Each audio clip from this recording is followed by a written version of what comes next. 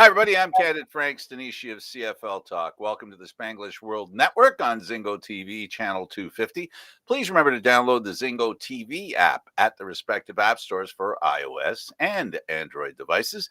While you download the app, make sure you rate and leave a comment. Both apps are absolutely free.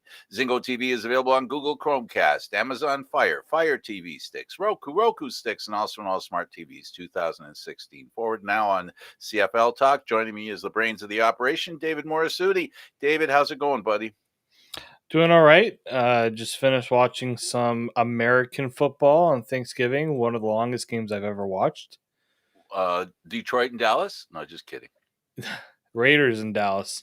Yeah. Well, there's talk about getting rid of the Detroit, and the Thanksgiving Day game in Detroit. People are saying that team is not very good. Why do that?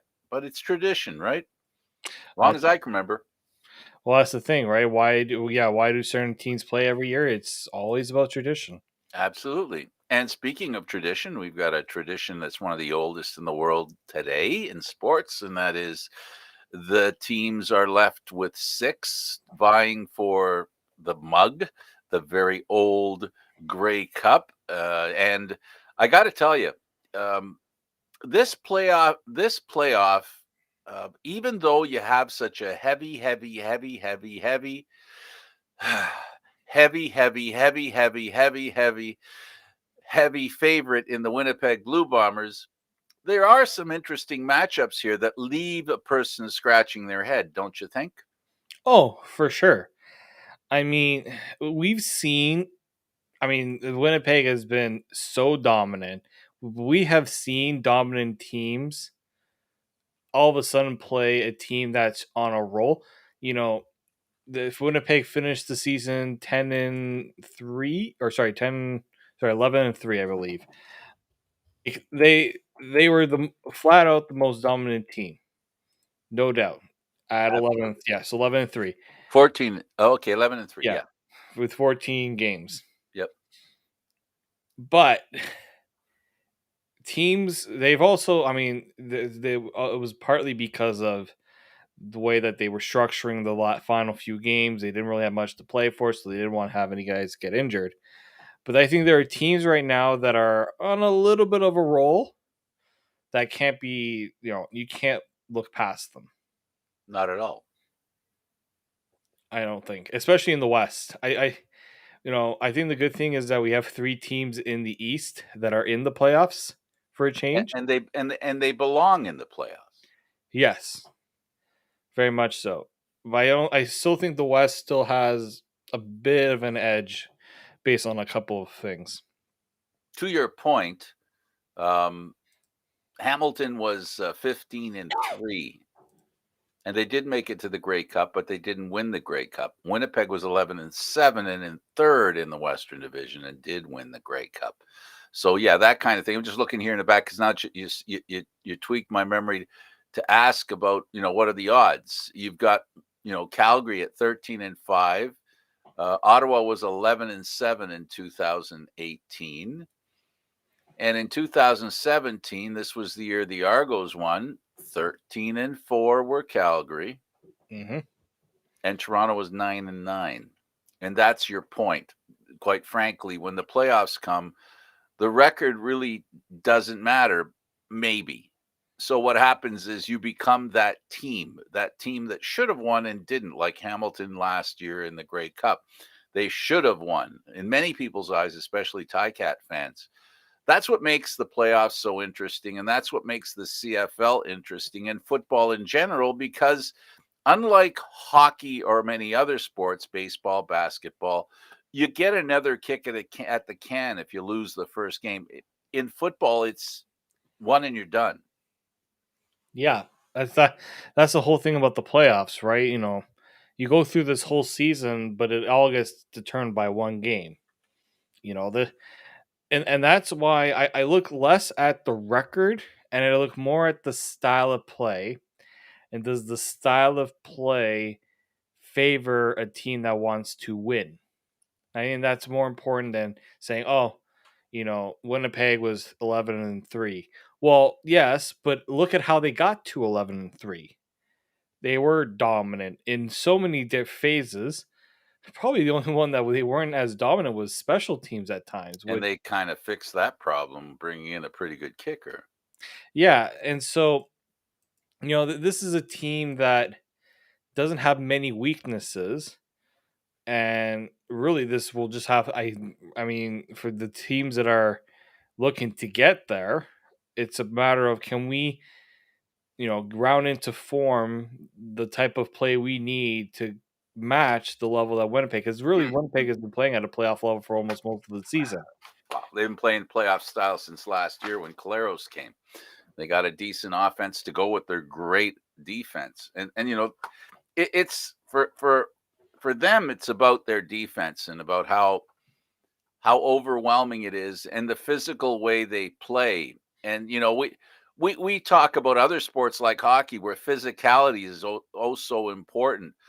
And we all know that, in not to suggest that it's a surprise that physicality is a part of football. I mean, but it's a whole different level that Winnipeg's playing. And football is a physical game.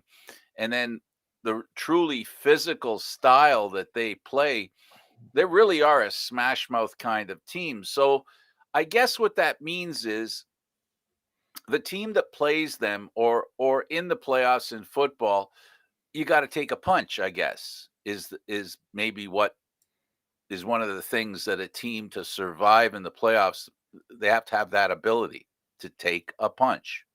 And when your back's against the wall, can you find a way to make the adjustments, right? And so, like I'll say, for example, a lot of people would complain the Argos won too many games where they looked terrible at the start and then just turned it on late in the game.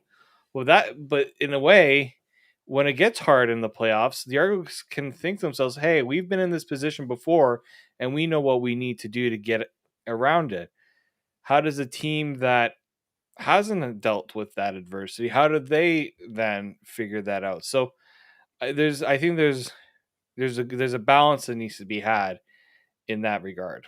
Yeah, and what you're talking about as well is the fact that if the team not only believes in themselves that when they're behind or when they have a slow start that they can pick it up when it matters later in the game, that's really important to the team, for example, like Toronto. But even as important, possibly, and maybe even more important, is the effect it has on the other team and their security and the knowledge that a lead is safe. And we all know that the Canadian Football League historically has made a reputation based on no lead is safe. Exactly. And every game comes down to the wire, right? Just when you think a game is over, hold on, you don't want to touch that clicker a little too early. That's Yep. always been the MO of the CFL. There is not a team in the playoffs in the Canadian Football League right now that does not have the ability to creep up on you, surprise you, and overwhelm you, even when you think you have them over a barrel. You look at every team, Toronto, Hamilton, Montreal, all three of them have the ability, starting with the Eastern Division.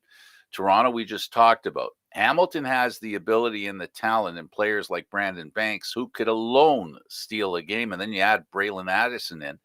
Then you have Montreal, who've just brought in a quarterback, Harris, who has a lot of experience in playing in the big games, who gets a chance to show that he could do it with a pretty good roster.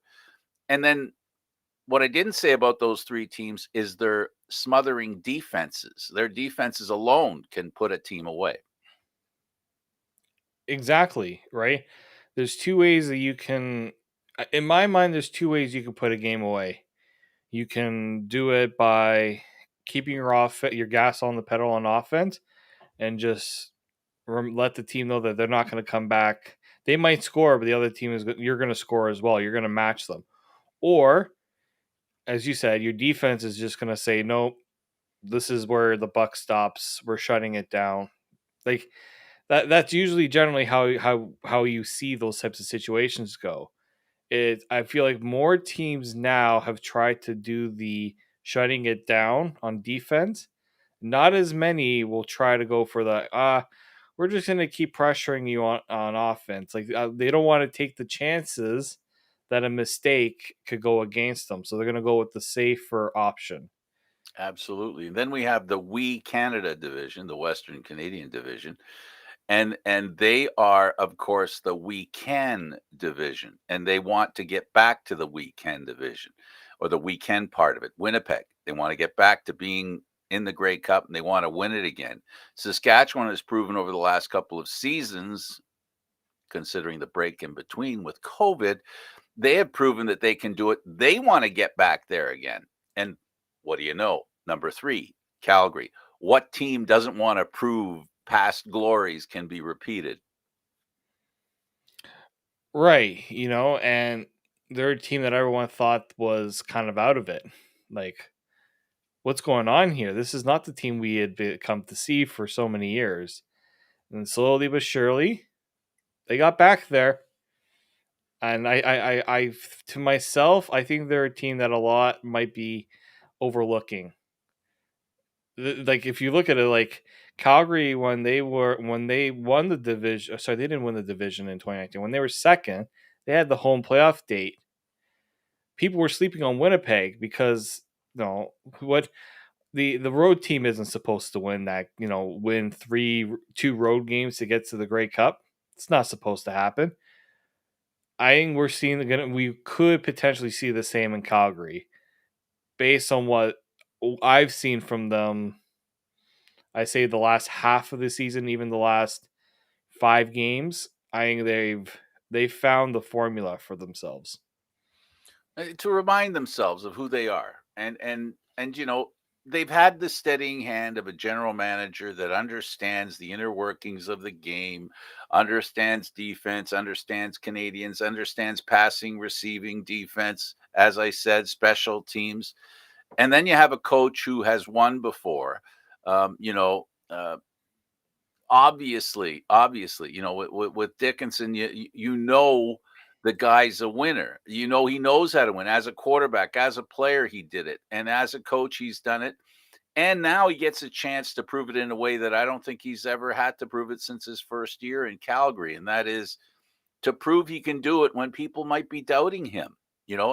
And Calgary is a team that the quarterback can be doubted at this time. Uh, Bo Levi Mitchell was the quarterback in the Canadian Football League. His reputation has suffered severely, and I think unfairly, mostly because of injuries. He has not been able to be the guy that he normally is. And then, of course, he's playing on a team that has so many great players. They're sought after, as Toronto.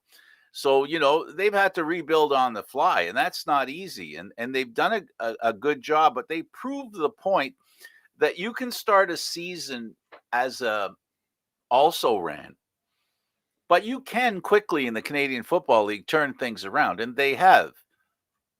And not just because of Bo Levi Mitchell. The rest of the team has done their share of work. I think even maybe as we learned this season, they've kind of won games in spite of Bo Levi Mitchell. Exactly. I think that's the biggest thing, is that Bo Levi Mitchell wasn't asked to be the hero. And I think them having Kadeem Carey really take a bigger step, that really showed, hey, we're not just going to do it the way that people think we're going to do it, through the air. We can also do it on the ground. I think that, their defense finally improved to the point where it takes a little bit of pressure off of the quarterback. If your defense is playing so well, the quarterback feels a little more at ease, right? He doesn't worry about making mistakes. But also, I still think the biggest thing that in this one is they added Reggie Bagleton, and his first game back, it's just like him and Bo never lost a step, right? That's a massive addition. It comes at a crucial time, and I think, yes, Saskatchewan did the same thing by bringing in Duke Williams, but the continuity between Bo and Bagleton, and you add that with Kamar Jordan, who was already one of the top receivers in the league. You've improved. Not only have you gotten Bo Levi Mitchell's confidence back, but now you're saying, let's try to get the swagger back. and I think you're gonna maybe see if I think that's gonna be an important factor for Calgary against Saskatchewan. It surely will. And this has been a year where I really think the quarterback, and we talked a lot about quarterbacks and their ability, to lead, and can they do it? We've got a kid, and I say a kid because you know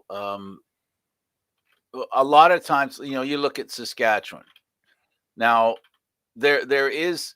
I keep looking here, and I'm asking myself a silly question. And help me here. Do you think Fajardo will start the playoff game? I mean, they've got him on the one game injury list. I haven't seen yet whether it's too soon to tell whether he's going to play or not. Oh, it's gonna Maybe be way by too a soon. day. That's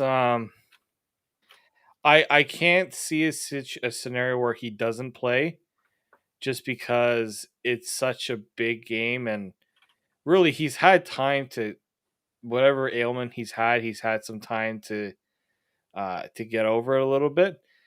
But right now, like Cody Fajardo has to deal with remembering what happened the last time he was in a playoff game, and everybody's kind of bringing it up again. Is can he get over hitting the crossbar? Absolutely. You know, like there's that mental hurdle. Really, I think right now for Fajardo, yeah, I think in that game against in that final against Winnipeg, he wasn't 100%, but mentally, that's where I think the biggest hurdle is going to be for him. I think physically he'll be fine. I know they're talking a lot about who will be the backup for him. Right now, um, Paxton Lynch, who was supposed to be an option, is no longer an option because of vaccination. That's right. He's not vaccinated, so he wouldn't be able to travel to the Grey Cup. So they're going to keep somebody that's able to play. But I don't see a situation where Cody Fajardo just doesn't play this game. Yeah, and just to remind folks, even if you want to bus it or drive, you can't. If you're not able to fly to the destination, it doesn't matter. There's no other option. If you're Now not able that to doesn't mean travel you as a can't take team, a bus. It doesn't mean you can't take a bus. It just means that if you can't get on an airplane, that's the rules. If you can't fly, then you can't play. So that's something to keep in mind. The West is further apart, the East a lot closer. Even a Montreal Hamilton tilt is closer than any. Um, yeah, pretty much any competition in the West. on top of that, I'm pretty sure in the I mean in the CFL, the whole team has to go together. That's right. You can't have, let's say, a bunch of them fly and they say, "Oh, you guys can take the bus," or you. And Nope. I don't even think you probably couldn't even take the bus.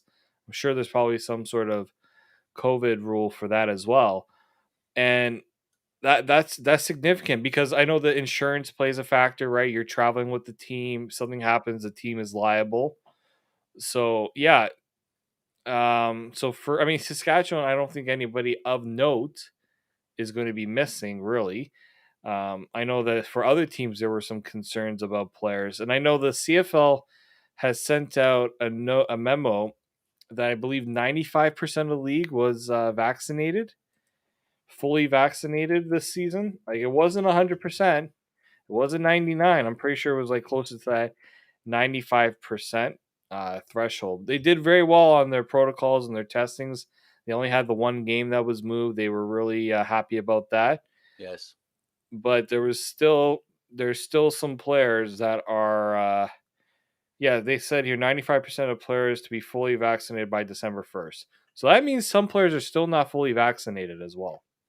Absolutely. And as is the case, a lot of players are just like in society. There are opinions, there are beliefs, but when the rubber hits the road, which is the Canadian Football League has to make a decision to quite frankly, satisfy the health department in this country, right? You have to satisfy the country because, you know, the government makes the rules and you have to act accordingly. It's just an unfortunate situation that people make decisions that, fly in the face of what we want as far as we and our representatives expect us, the people who represent us and talk to us about what will make us safer. And that's what it's all about. It's a shame. It's a shame that certain players aren't playing because they decide that they don't want to be vaccinated. That's a decision they make, and the fallout from making that decision is on them. There's no one to blame. It is what it is. We have, I guess, competing ideas, and at some point, the buck stops somewhere, and usually it stops, with scientists and the government that rely on those scientists, and that's just it's too bad because football is not about you know that kind of stuff. Football is more of a there isn't anything more guttural than a football game. It's just man against man, power against power, finesse against finesse, and all we want to see is the best football players play. So, we're kind of denied it, but it is the right of a player to do that. I just I wish we could all work something out, and I wish all the players could play, but rules are rules, sadly.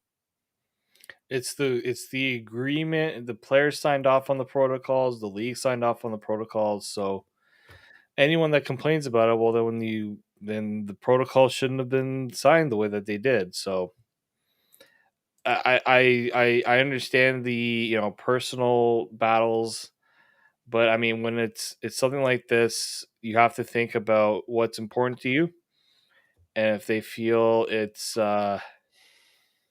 I mean, in this case, I think a lot of players have understood. This is really their only opportunity to play football.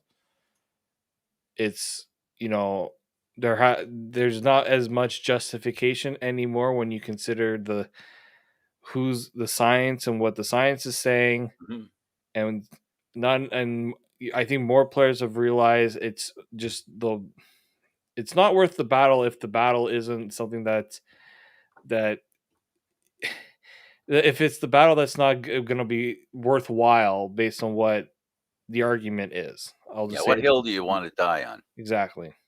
What hill do you want to die on? Mhm. We all have to make decisions, and sometimes those decisions lead to circumstances that we would not prefer. Um, the one things for sure that we can talk about, and that is that the players are all in. Personally, sometimes they get affected by personal decisions, but let's get past that and you know call it the way we see it, which is basically in the Western Division, you've got Calgary playing Saskatchewan. We alluded to the fact that, and you pointed out that Begelton's in with Calgary, and he looks like the guy that was catching Bo Levi Mitchell passes back in 19. That's a problem for Saskatchewan if you don't think their defense is perfect. They believe, their coach believes that their defense is what a defense should be. We're going to find out how true that statement is. No, exactly. I mean, we know that Saskatchewan's strength has been their defense, and what I say it a lot. I mean, I talked about this with someone. I said, well, yeah, Saskatchewan has a good defense. I don't think the difference between the Calgary defense and the Saskatchewan defense is that far off. I think they're almost equal. I think maybe Saskatchewan has a bit of an edge when it comes to the ability to rush the quarterback and get to the quarterback. But other than that, I think Calgary can hold its own pretty well. So the difference really then becomes on offense. Well, we've seen Saskatchewan's offense hasn't been hitting on all cylinders, and Calgary is starting to hit on all cylinders. And, you know, at what point does the Saskatchewan defense say, well, we can only do so much? If our offense can't get the job done, how much can you expect the Saskatchewan defense to do? And it's worked for them at times, but in the playoffs, you have to find that your offense has to find ways to get points. Yeah, I think and that's gonna come down to. Cody Fajardo is a guy that wants to prove that he can do it. There's been some doubt, whether you want to talk about it being in Cody Fajardo in himself, or whether it's the fans, or whether it's the team, or whatever it is. He has some stuff to prove. This is like the sophomore issue for him, right? He had a great year his first year. And now, he's at a point now where the next step would be making it, not just to the Western final, but making it to the Grey Cup. And for him to get there, he does have there is a hill for him to die on, and it's called the offensive line, protecting him against a defensive line in Calgary that they have a good rush. It may not be as good as Saskatchewan's, I agree with you, but it is a very distracting defense. Their DBs are really good, and options, looking downfield at options, he's going to have to look not only when he passes into a tight window, but defensively, it's very tight everywhere when you're playing against Calgary and the way that defense plays. Yeah, they're not going to make it easy on him. That's for sure. No way. Um, he's going to have to find a way to make plays. You could try your best to shorten the field as much as possible. You know, maybe Saskatchewan can find a way to get things going with the run game. It's been a little disappointing the last few weeks. William Powell hasn't been the same as he was at the start of the season. And teams, I think, really want, if they're going to lose to Saskatchewan, they want Cody Fajardo to beat them. And they seem very comfortable in trying to do that. And really, if you look at it, um, for Cody Fajardo, this is a big, this is a big season for him and a big playoff for him because I Totally. think for himself, he's trying. He's signed going into next season. I mean, we already know CFL contracts; nothing's guaranteed by a certain point. I think he has to prove that he can be the quarterback for Saskatchewan because I think that's the thing that's the one thing that's holding them back from being a Grey Cup team is that quarterback position. And unfortunately, he's going up against a guy who at one point some doubted whether he can be a Grey Cup winning quarterback, and now people are saying, "Well, you give him a chance, Levi Mitchell should easily win a Grey Cup." And I think that's a lot for Fajardo to have to overcome. As much as Bolivar's had problems this year, he can very easily end up being very comfortable because he's going to be in a space that he's well practiced in, right? The pressure of playing in the Western playoff in the Western Division playoffs, whether it be the final or the semifinal, as he finds himself against Saskatchewan. He knows what he needs to do. He's been there and done that. Yes, he has had failures along the way, but he's had successes as well. So it's going to be interesting to see which Bo Levi Mitchell shows up at Mosaic. We know that with Cody Fajardo, there's only one guy they're looking for. They're looking for a guy to lead his team offensively enough so that add that to the defense and they get a win. They're not as reliant in Saskatchewan on Cody Fajardo as they are, I think, in Calgary. No, I think so. I And I think mean Bo Levi Mitchell, of course. Saskatchewan has found ways to say, Cody, just don't lose us the game. That's it. And for Calgary, they still would prefer if Bo Levi Mitchell wins them the game. That's how their offense is run. That's how they don't want to be a timid offense. They want to be an offense that challenges and is aggressive because you're seeing defense in the CFL are a lot more aggressive. And really, the worst thing you can be against an aggressive defense is timid because they're going to eat you Absolutely. alive. And I think for in this game, that's going to be the key for Calgary. Can you get pressure on Cody Fajardo and force him to have to make the big play? And for Calgary, it's can you make sure that Bo Levi Mitchell doesn't mess up on the big play? I think it's going to be really important for these two teams to establish the run. Your comment about William Powell is true. He has not been as effective as he was earlier. He is a great running back. The playoffs are here. He's had a few kicks at that can. Um, Finding success has eluded him a little bit. In Calgary, they're trying something new, and they've got a fresh running game. Sometimes that could be a very interesting it's going to be an interesting battle between the running game in Calgary and the one in Saskatchewan. It's going to be interesting, and I think the game is going to come down to, David, who runs the ball better. And when I say that, making time and space for the receivers. Yeah, because if the last thing any of these teams want is for the to get their running game totally shut down and be predictably having to go to through the air more than they want. If you can give Bo Levi Mitchell a 2nd and 4, he's better. He's got a better chance of converting on those plays than if he's stuck in the second and longs. Even the same for Fajardo. We know that if he has a short yard situation and he doesn't see the play down the field and he's got time and space, he's going to take it himself. It's that dynamic I think that Fajardo is going to have to use because, you know, Calgary will do its best to take away the weapons down the field. And maybe I'm sure they'll do their best to take Powell out of it. So it's going to be out of about Fajardo's ability to throw it, but also I think with his legs too. Because then if Cody Fajardo's is a threat to run, you can use that run pass option and say, all right, I'm not running it anymore. Here's William Powell. Force the defense to make a decision. I think that's going to be key for Saskatchewan. Head on a swivel. They're going to need that from their quarterback. Let's move over to the Eastern Division just for a little bit, because while we talk about quarterbacks, is there a running back more impactful in this playoff than William Stanback? I think I don't. Well, definitely not. I mean, no. He got nominated today as the most outstanding player in the East for a reason. First off, I don't remember the last time the East Division had a running back get nominated for most outstanding player. It's usually a quarterback. Mm-hmm. And I think that speaks a lot to what's Montreal's identity. They're a team that can make plays down the field, but the reason why they can do that is because they have a running game that opens up so much for that offense. Immediate threat.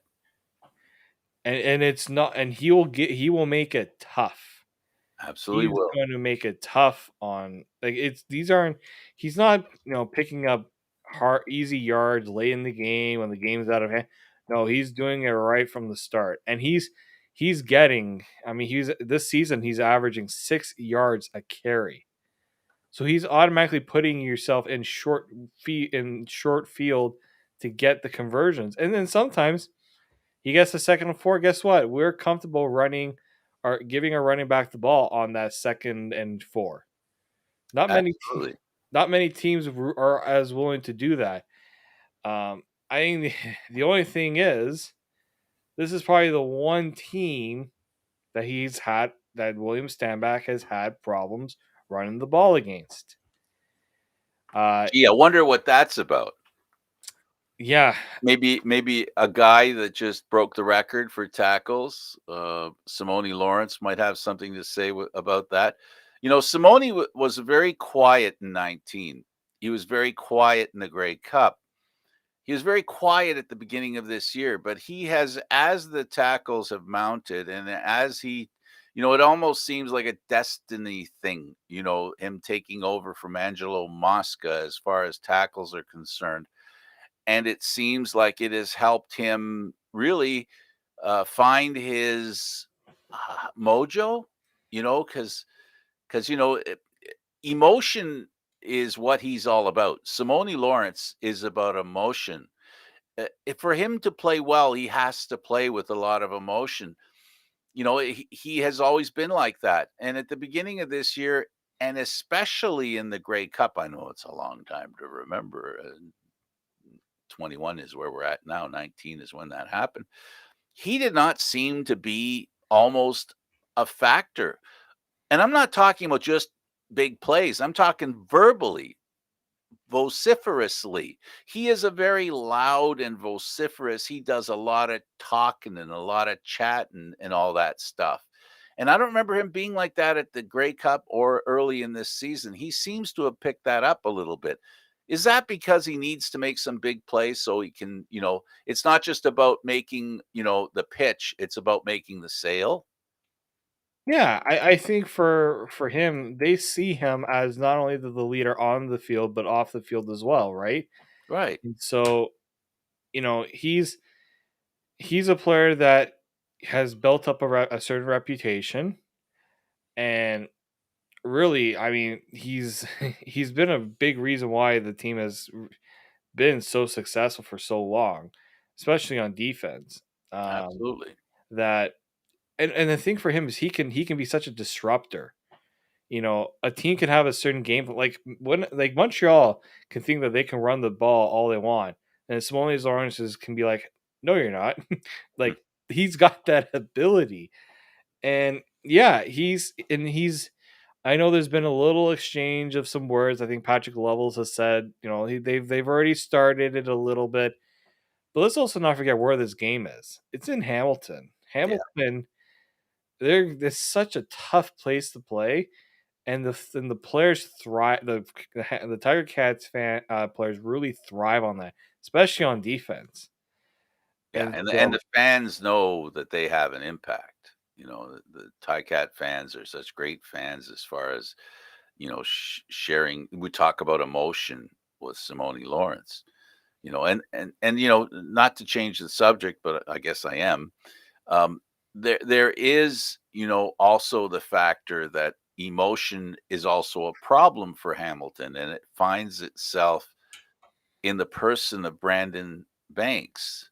He tends to, I talked about Simone Lawrence in the Grey Cup, who was very quiet. Brandon Banks was pretty quiet in the Grey Cup, and also because of the injury in this second game of the season, yeah, that in the Argo game where he broke a couple of um, ribs, right? He bruised a couple of ribs, whatever it was.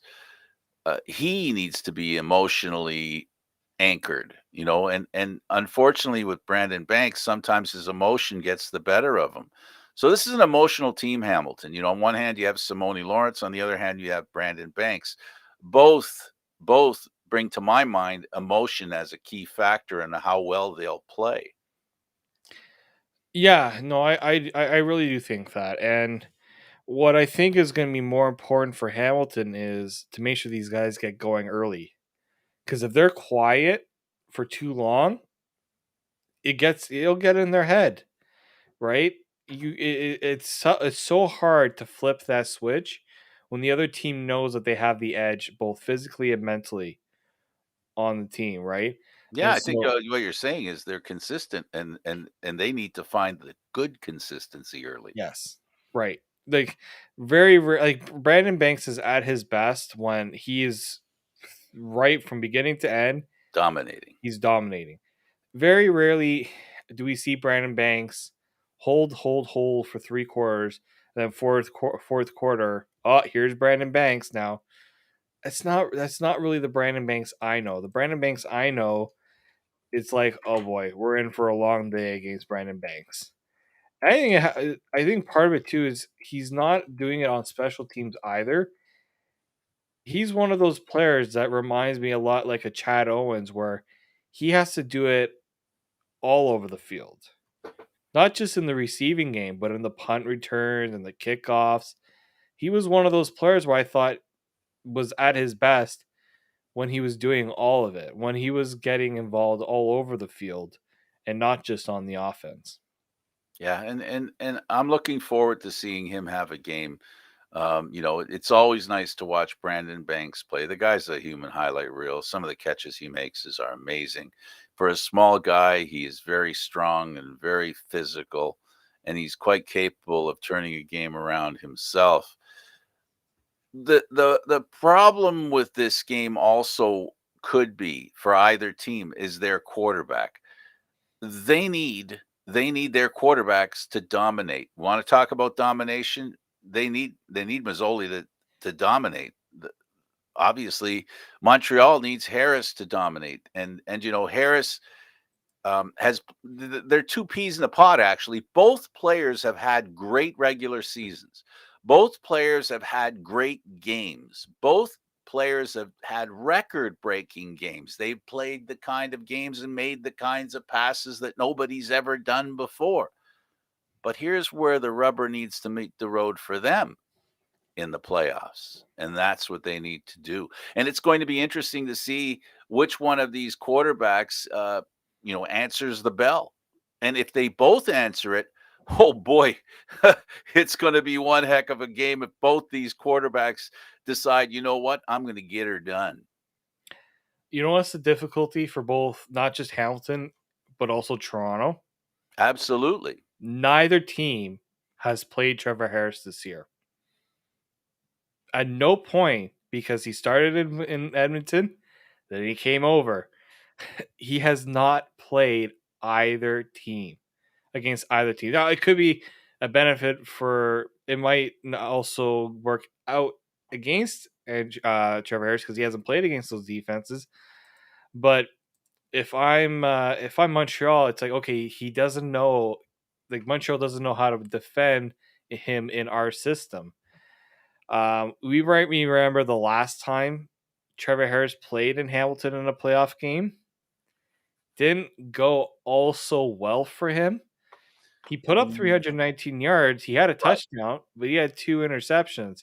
And he was coming off, going into that game against Hamilton in 2019, he was coming off arguably one of his best games of his career, where he Was one of his best games of his career. only missed 3. I remember this game because he only missed 3 passes. He had 421 yards and a touchdown against Montreal.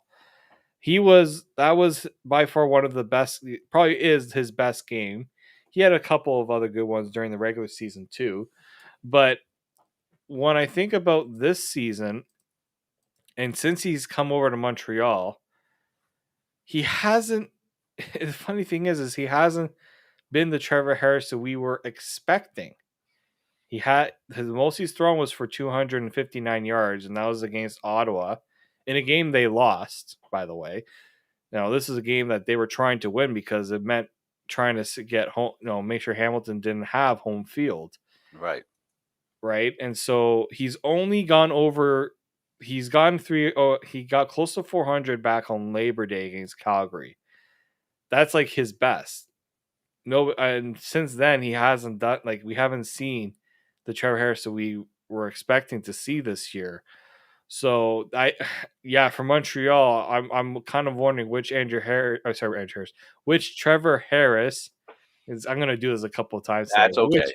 Which Trevor Harris are you getting? Are you gonna get the one that can throw for 300 yards, or are you gonna get the one that, you know what? That's why I'm saying what I'm saying, because both quarterbacks, Hamilton's Mazzoli, has not exactly lit up the farm. He has been someone that the fans have, boy, the cat calls that he's had to put up with his fans, who have really abandoned him almost immediately when he, as soon as he shows he can't win a game, it's like, well, this guy can't win, period. He just came back from an injury. He looked really good in the last game, but we also have to temper that with who he was playing. Yeah. And we also have to also remember that both these teams, Hamilton and Montreal, they've had stinkers this year, and so, while we're pumping their tires and talking about how they're both, like, I don't think there's two teams in the CFL that rely more on the big play than these two teams, and that's what we're going to be looking for, right? Are the big plays going to happen? That's I was just about to say, when you look at that game against Toronto, they got down so early because they took so many shots down the field that the other team's like, okay, take your shots. You missed them.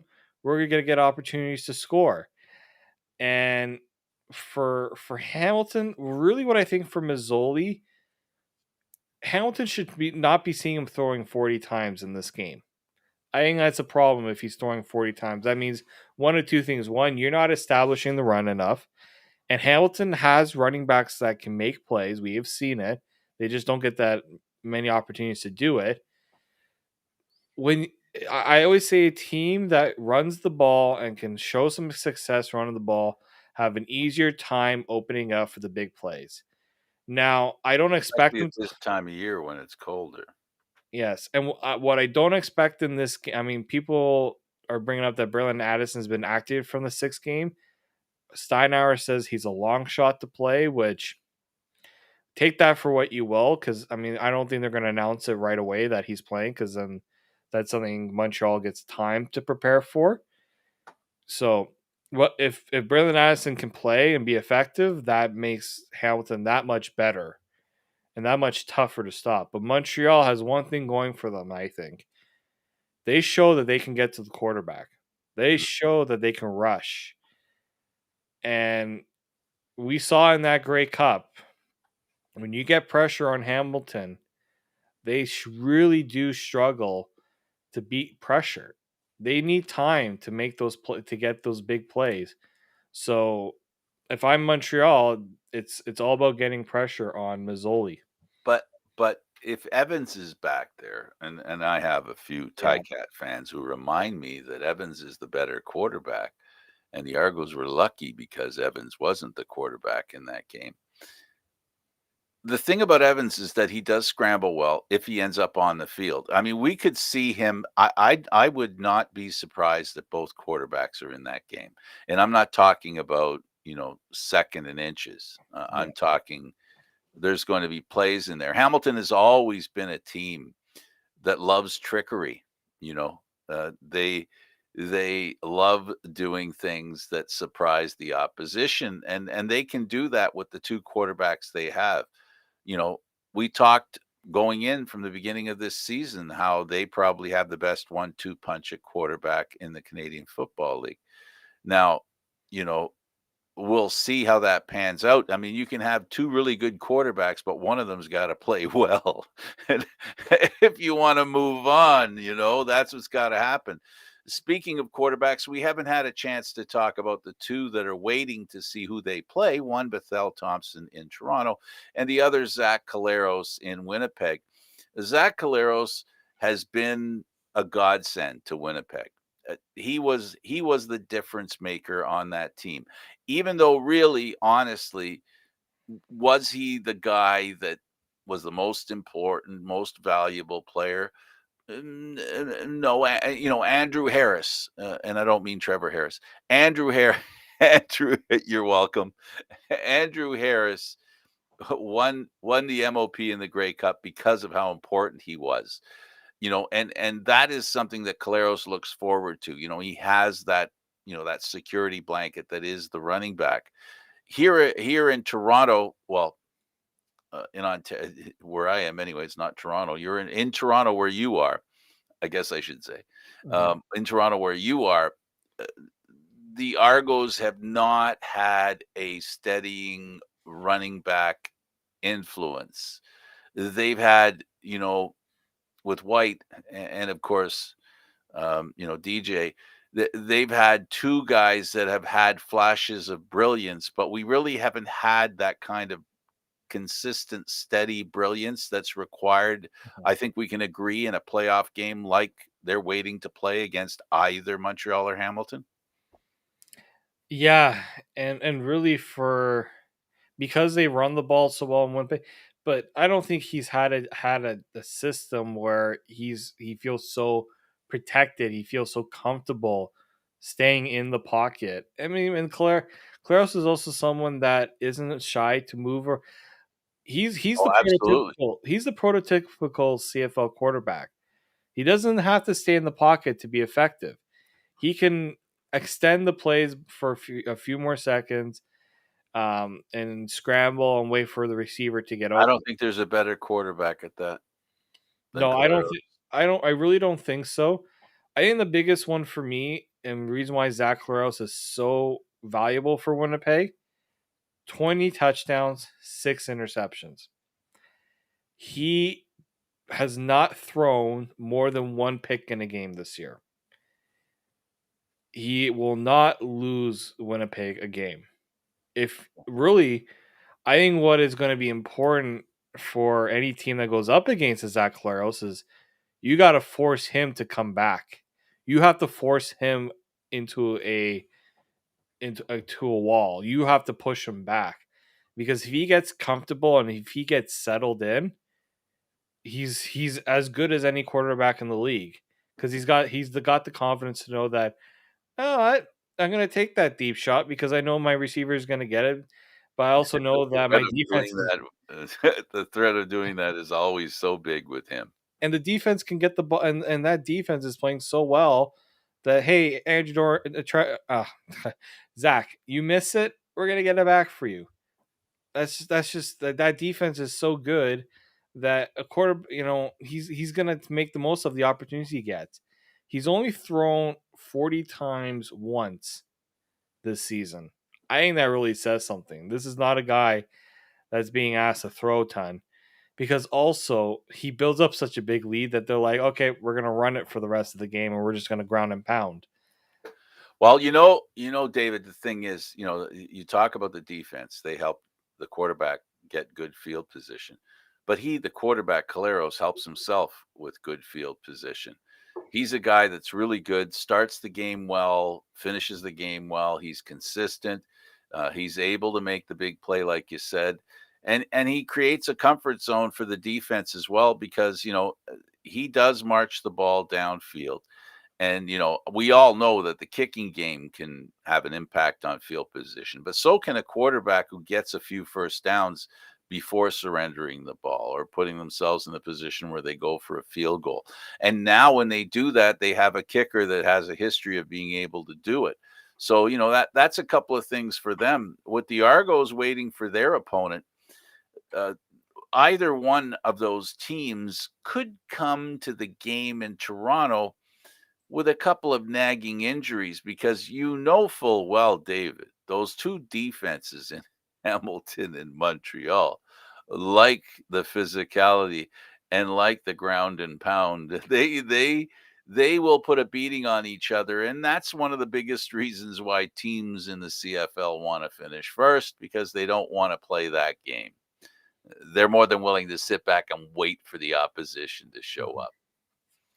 Yeah, and I think for Toronto, it's all about two things. I think one is they got guys you don't need to. They don't take as many deep shots. No.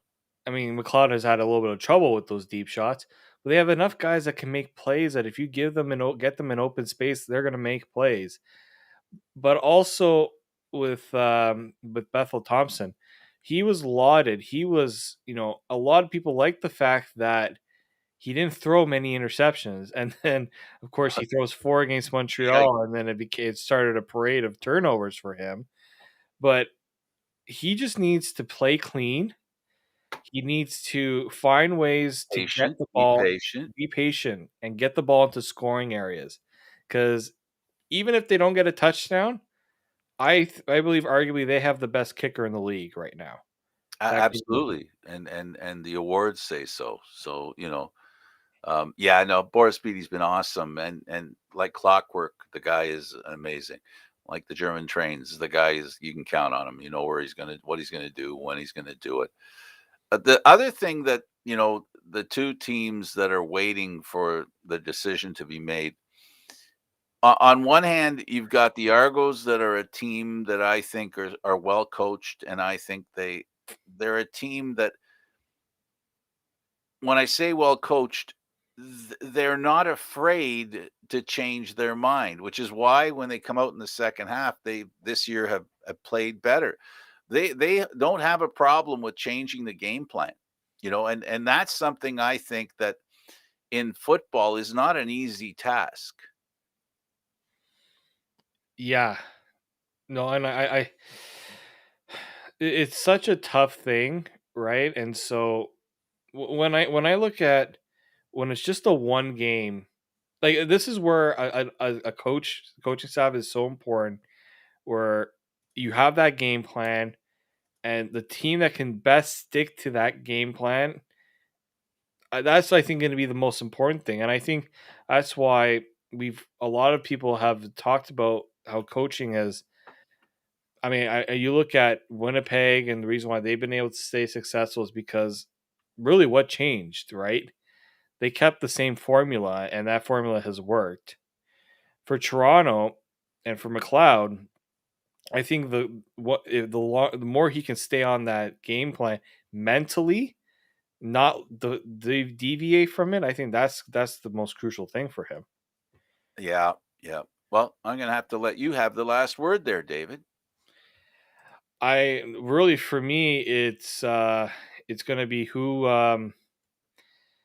I'm curious to see if we have two road teams upset and go to the final, and whether or not we have another team that can go through all two road games to get to the Grey Cup.